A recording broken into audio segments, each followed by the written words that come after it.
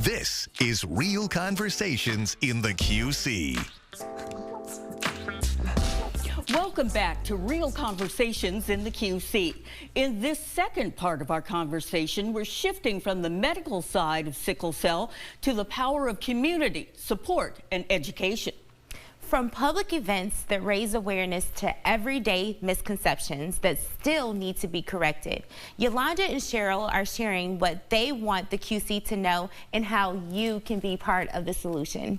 So, Yolanda, how does community support make a difference for families impacted by sickle cell?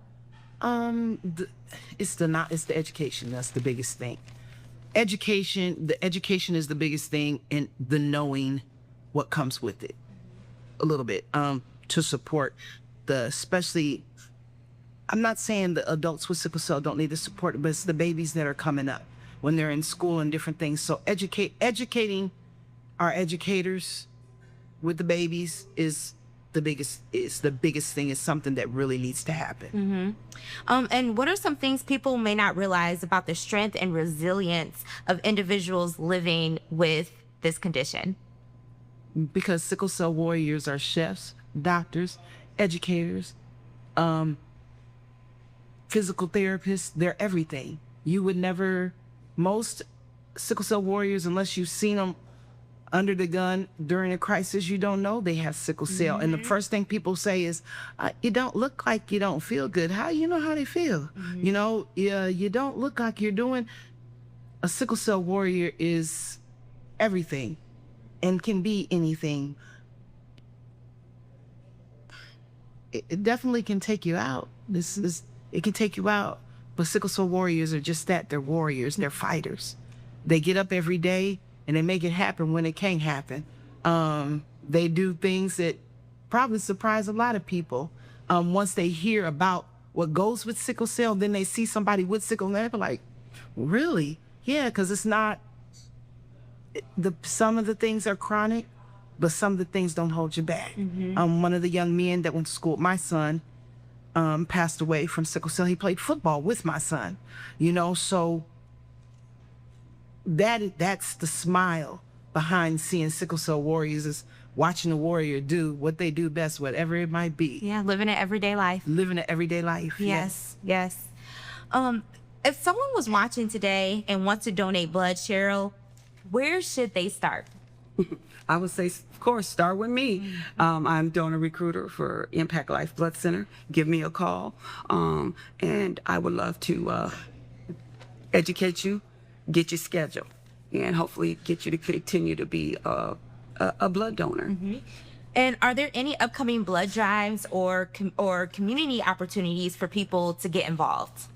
I do have a few things in the making right now. I don't have actual dates, but if you stay tuned, I will have it out there. June 19th, for one thing, that is, it's Juneteenth, but it's also World Sickle Cell Day. And last year, I had my first event. And what we did was we celebrated and gave honor to 5 winged warriors, people who lost their battles, and so their family members came. And then we recognized and honor 2 that are still currently in battle with sickle cell. So I look to do that again. This year it's going to be on a Friday, June 19th. I have a beautiful event. It was amazing and tear-jerking. It sounds like it was amazing and tear-jerking. It was really beautiful. A lot of good connections. And very informative. Yes, very informative. Very good. The doctor that came from Iowa City was off the charts. She was amazing. She's the one. And because she don't look like, she needs to be out really. When I say when they're out, she needs to be out with them. She was amazing. First person I've heard really get in and dig like she did to educate sickle cell warriors. She did that. So I have some blood drives coming up, one in May, that's going to be coming up soon. And then I also, last year I had a Black community health fair. And it was hosted in Rock Island. This year I want to have it over in Davenport. So I haven't got the dates locked in yet. So, but I will be posting those. So just be looking out. I am the founder of C&J Blood Drives, and that's for Cheryl and Jeffrey McDowell, my brother who passed. And so my mission is to go around and educate to our community about the importance of blood donation and educate about blood products. And then, the ultimate is to recruit Black Americans to become blood donors. So with that being said, what I do is I plan so many drives. I had a drive for all women called Blood Sisters.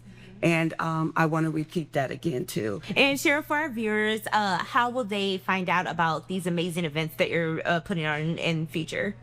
I will be promoting it on Facebook and also through ImpactLife and just other media venues. So as soon as I get them actually locked in, I just don't want to speak on them yet until they're actually locked in. Yeah. But as these warmer months come in the next 3 months, look for a lot of events coming out. So. And Yolanda, you also put on an event. Let's tell our viewers about your. Yes, I do the Culinary Throwdown to raise awareness for sickle cell anemia. It's an event where I have vendors, people come out and showcase their food. It's not necessarily a competition. They just showcase their food.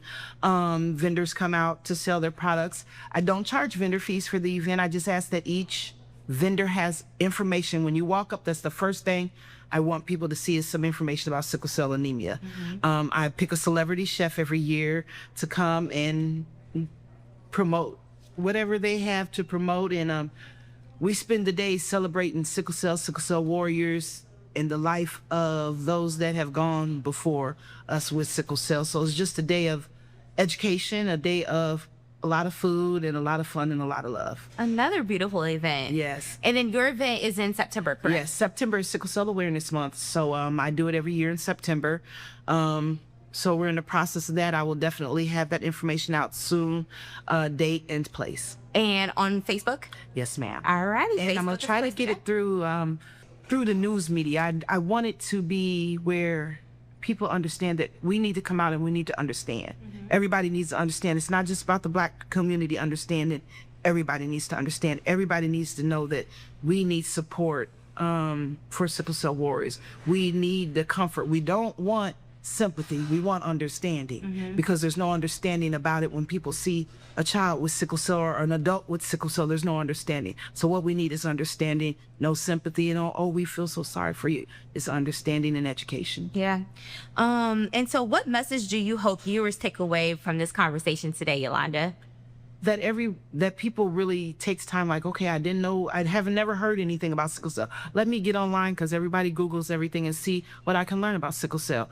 You don't have to take a whole day, a week, or whatever. Just take some time to get that knowledge in your system, especially, once again, for educators, people that are dealing with kids in school and things. I think that's where the big thing needs to start, so that they are aware, so that kids can aware that their classmates, when they see a classmate that might be tired or exhausted, that might have sickle cell, that they're not being just like, and that they can look over those things so that they have the appropriate things, like the dehydration, making sure that our kids are getting what they need and giving them the time and the breaks that they need and different things. Even on your job, if you're a sickle cell warrior, have an opportunity, hey boss, I need to take a break because I'm not quite feeling too well, but that your employers understand that it's too. It needs to just be the education. Don't be afraid to talk about it. Definitely not. I had a coworker, she was sick a lot, and you know me, I had to step in a few times because I knew, and we need to make sure that she's okay, because you're going to make sure everybody else is. She needs to be well taken care of. Mm-hmm. And Cheryl, what is one thing you wish more people understood about sickle cell? For one, I want people, when you hear about sickle cell events in the Quad-Cities, come on out and support. Find out what it's all about. Mm-hmm. Meet the people who have sickle cell. Meet the family members so that you can kind of understand.